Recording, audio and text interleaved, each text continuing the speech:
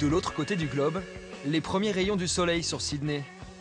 Alors que la France s'assoupit au milieu des vagues, que Léo vient, comme tous ses collègues de bureau, faire son footing matinal sur l'océan.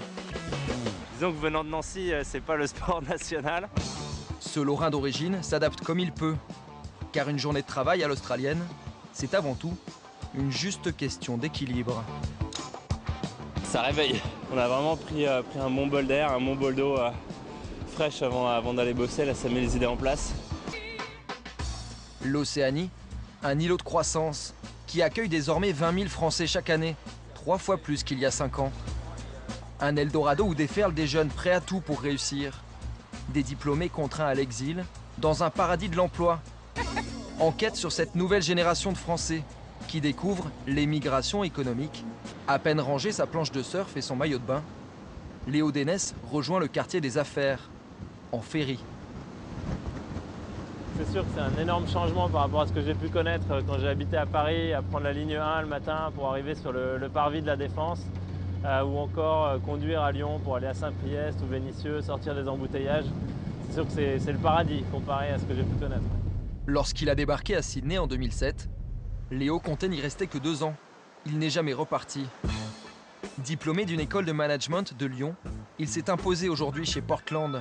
Dans cette société australienne de finance, il dirige une équipe d'une dizaine d'investisseurs, alors que ses camarades de promo, restés au pays, piétinent dans leur carrière.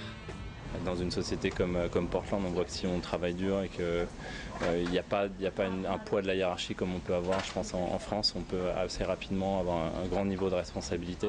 Et surtout un salaire de 6 000 € net. Ça fait un moment que je passe pour un extraterrestre quand je rentre en France, un peu, parce que c'est vrai qu'ici les gens sont beaucoup plus optimistes, plus abordables. Si on rajoute à ça évidemment un fond de un peu crise économique, bon ça fait depuis que je suis né que j'entends parler de la crise économique en France, mais notre esprit critique un petit peu a toujours tout dénigré, alors qu'ici voilà, tout est toujours positif. Son rêve australien, Léo a donc voulu le partager. Après le travail, il rejoint les locaux d'Australiance, une start-up qu'il a créée pour aider les diplômés qui veulent, comme lui, s'expatrier définitivement.